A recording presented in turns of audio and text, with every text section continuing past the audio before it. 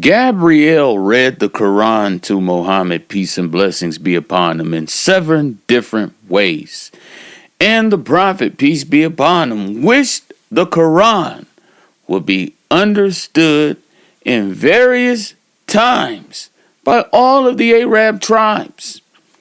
And if he read the Quran 7 different ways, that's telling you there's more than one way to skin a cat. And our Islamic scholars have failed us, and I'm telling the truth. Okay? They don't understand the Quran like they think they do. They don't understand the hadiths like they think they do because they don't understand the Bible. And the Bible came before the Quran. And we are supposed to pay attention to the scriptures. This is what the prophet Isa did. He paid attention to the prophecies as well as all the other prophets. And the Muslims have been found guilty of not studying the Bible. Now I want to talk briefly about Bilal ibn Rabah. He was the voice of certainty. Bilal ibn Rabah. This man has 3 B's in his name. This man has Arab in his name. This man has Abba, that means father, in his name. Now Bilal is a picture of Al-Mahdi. He's a picture of the Father. He's a picture of the God of the Bible. And there's so many ways I can prove this to you.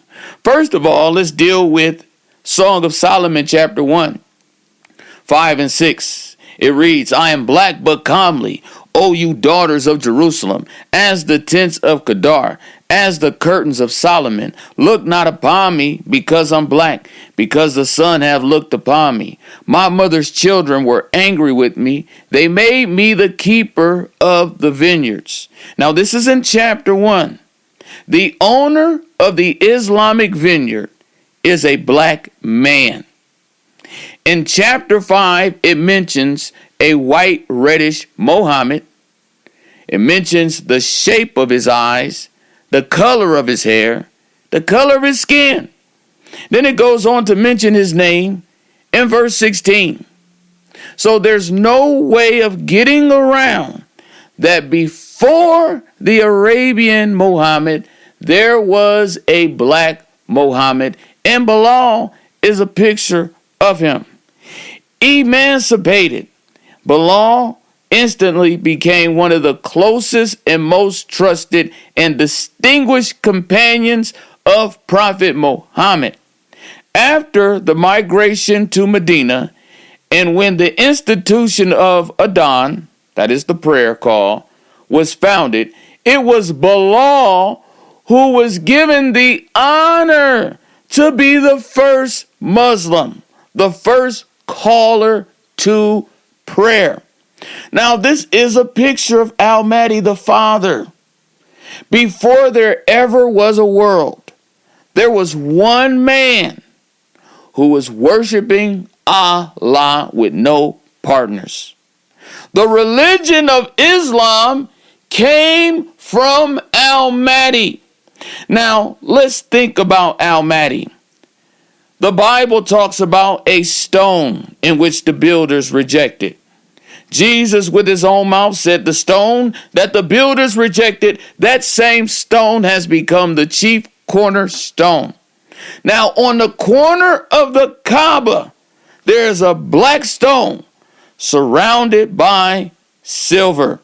This is a picture of me. I am the Lamonti, that means mountain. My dad, his name is Monty, which means mountain. And I am surrounded by the Veras right now. I'm surrounded by the virgins right here in my house, okay? I am the Bilal. Now, Bilal was rejected. He was tortured. His master was trying to make him give up Islam. He was trying to make him deny the religion of Islam. This man dealt with jealousy. He dealt with hatred.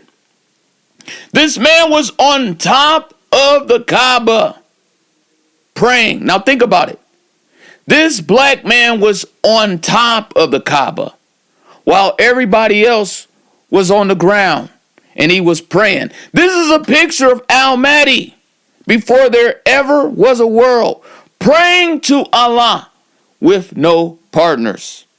This man is a picture of that white stone that came down from heaven and became black because of the sins of the people. Now, if you heard my testimony, many of you probably haven't, but when I came to earth, I stepped in my mother's womb. I remember the hospital room, and I remember pieces of the conversation my mama had with my doctor. It was a little personal, but I still remember it. I came down here. I came down. I descended. I was a descendant. Okay, not just a descendant of David, but I descended. I came down here. Okay, now this man was rejected. Speaking of Bilal, many people did not like him. And Bilal was known to be the man that had the pallid dates. Now, this is for people who study. For this, you have to be studied up to understand what I'm bringing out. Bilal was the man with the pallid dates. And I told you the death of Al-Mahdi will be 2034. I have it tattooed on my arm. September the 16th. Okay? This is going to happen 2034. The death of Al-Mahdi. Okay? I'm the man with the dates. I have Arab army. If you look at the barcode, you can spell Arab with bar. Then I have Maria on my arm. You can spell my army, a army. Where is my Arab army? Okay. This has been on my arm since 2016. Okay. Now, Bilal also was known to be the man that was in paradise. The Prophet Muhammad, peace and blessings be upon him, heard the scuffles of Bilal's sandals. Bilal is in paradise. The real Al-Mahdi descended from heaven. Okay? He was the Bilal on top of the Kaaba, praying to Allah with no partners before there ever was a world. And your scholars are lost in the sauce, and they don't have any clue because they don't understand types and shadows. This black man by the name of Bilal is the picture of Al-Mahdi. He's a picture of the only real prophet. Now, I brought this out and it might went over your head. And we'll get back to this later.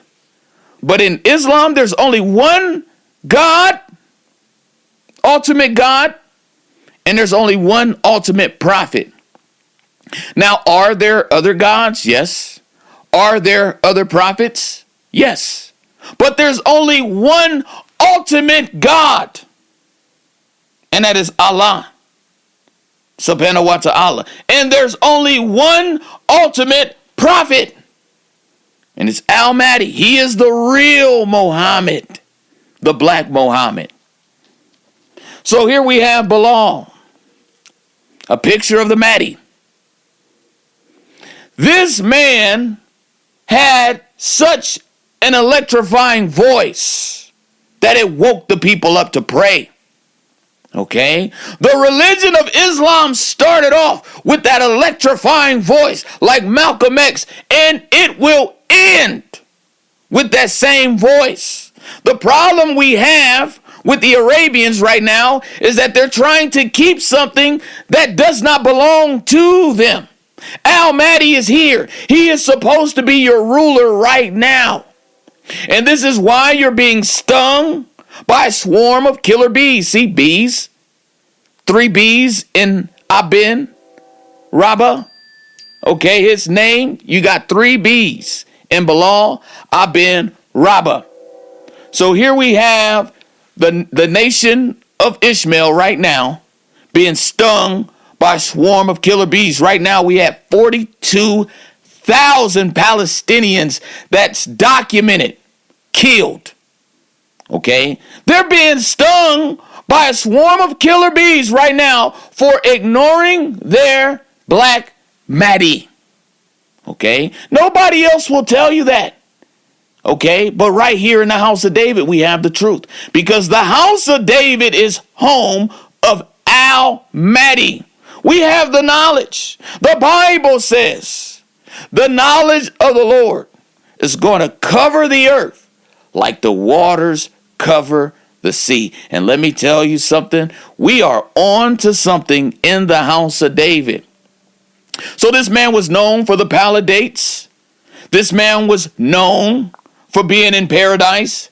This man was known for praying on top of the Kaaba. This is a picture of Almighty. And Allah is my God. He's my God. Okay? He is my God. Now, in the nation of Israel, we have sayings such as the God of Abraham, the God of Isaac, the God of Jacob. I thought he was everybody's God. No. You were getting to know their God through them. And it's the same way right here in Islam. Allah is my God. And you are getting to know Allah through me. This is why the voice, Almighty, spoke through the prophet Isa. And he said, I am the way, the truth, and the life. Now, was Jesus the way? No. It was the voice. It was the Father speaking through the prophet Isa. He said, I am the way, the truth, and the life. Allah is my God and my God only. I am the real Muhammad. I am the Father. I am the God of the Bible. The God of the Bible and the God of the Quran is two different gods. The God of the Bible is Lord of planet Earth. The God of the Quran is Lord over all the worlds. And Almighty is in charge of the earth. Allah has no son, but Almighty does. All of the prophets are his sons, such as Moses is my son, such as Daniel is my son, such as the prophet Isa is my son, such as your prophet Muhammad, he's my son. That's why in the Quran it says, you are not the father to any of your men. You're not Almighty Muhammad. You're a servant. Your job is to keep my people from Christianity. This religion does not belong to you. It's going to the ruler of the Arabs in the future. The man Allah lengthened the day for, so that he could clean this earth. I am the cleanup man. Okay? Now this is the judgment. This is the judgment on the Christian church, because y'all been over exalting my son. Y'all been exalting Jesus above that which he is worthy. And so now the Father is here, who deserves all of the glory that you put upon the prophet Isa. It's coming back to me. This is the judgment, the way I'm talking, because you made a God out of the prophet Isa. And it was my voice speaking through the prophet Isa the whole time. When he said anything that was of the truth, it was my voice speaking through him. Almighty. And this is the judgment. Many people don't know what this is. They think this is just some young black man being arrogant. No, this is the judgment. This is what you get for putting a son above the Father. Allah has no sons. My God has no sons. And he told you, if you keep saying that, he said that the heavens would quake and the mountains will fall. And I am here. I am Lamonti. I am the mountain. And I am here to do judgment. Allah is using me to judge this whole earth. Every last one of you will be judged by me. Everyone who touches me in sincerity will be forgiven. And it will be known on that day. Okay, this is my planet. This is my earth.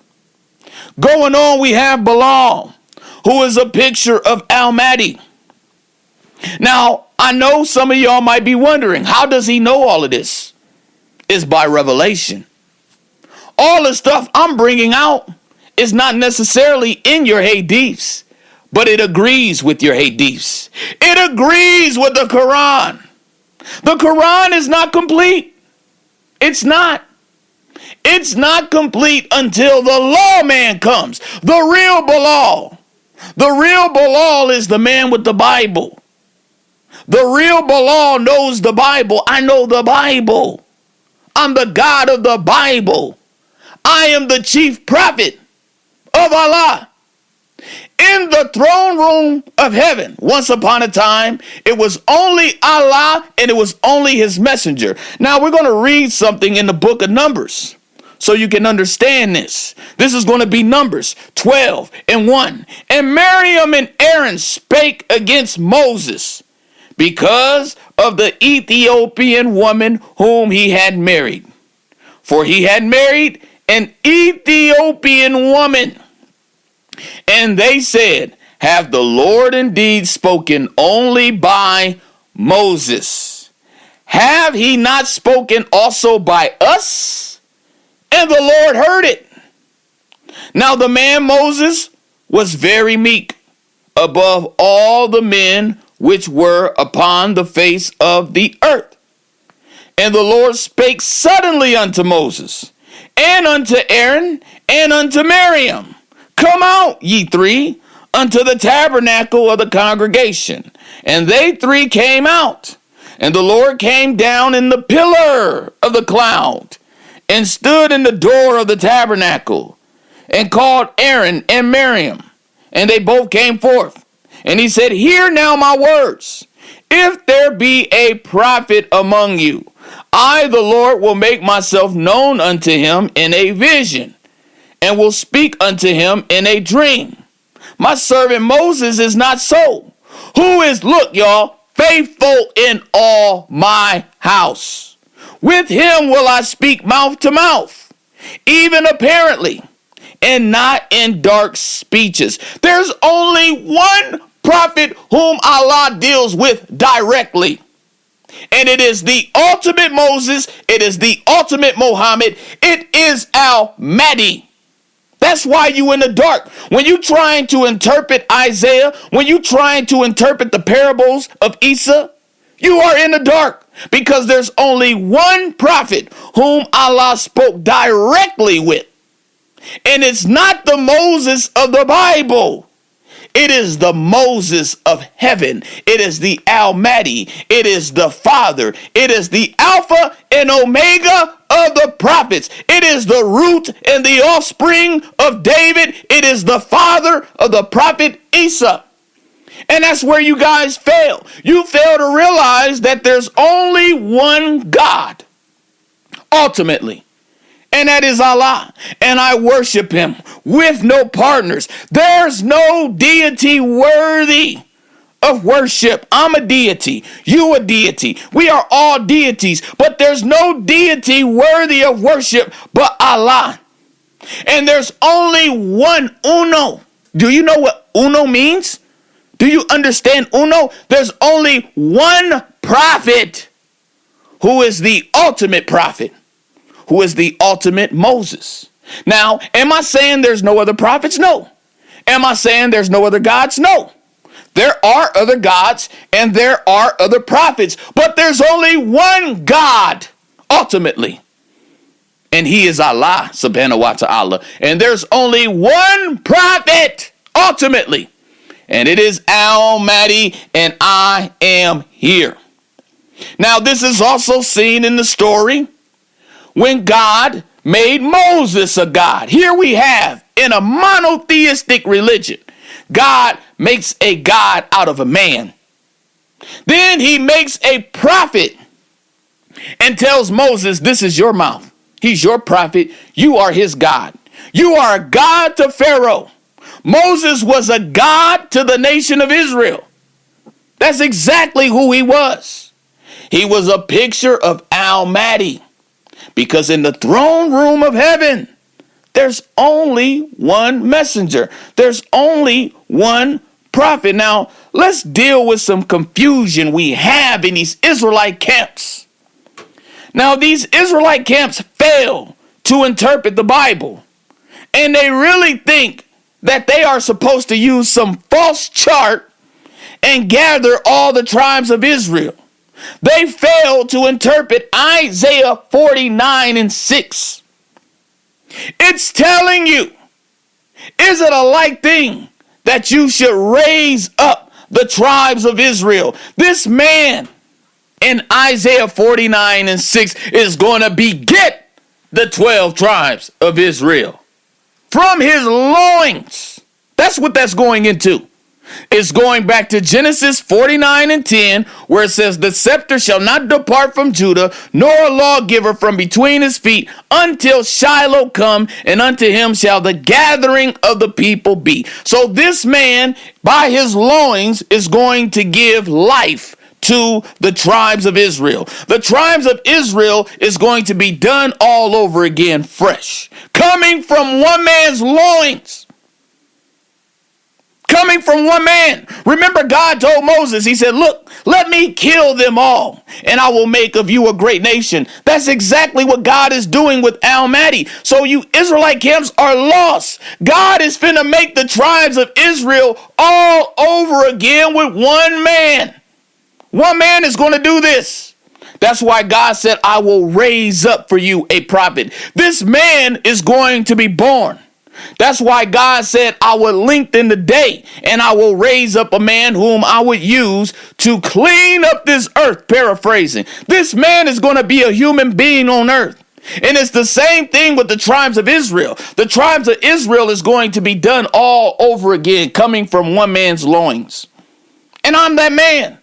Okay, now let's get that in Isaiah 49:6. Now you need to write this down, especially if you are in these Israelite camps. They have no clue in what raising up the tribes of Israel is all going into. So this is going to be Isaiah 49:6. And he said, let's start off at 5. And now saith the Lord that formed me from the womb to be his servant, to bring Jacob again to him. Though Israel be not gathered, yet shall I be glorious in the eyes of the Lord, and my God shall be my strength. So Israel is not going to be gathered. Israel is finna come from a womb, okay? It's finna come from some women's wombs. Verse 6, and he said, it is a light thing that thou shouldest be my servant, to raise up the tribes of Jacob. So God is going to use one man to restart the tribes of Israel all over again, just like what he did with the first Jacob. He's doing it with the second Jacob. He's doing it with Al-Mahdi. See, Al-Mahdi is going into the dye. You see dye, D-I, on his name? That's going into the ink.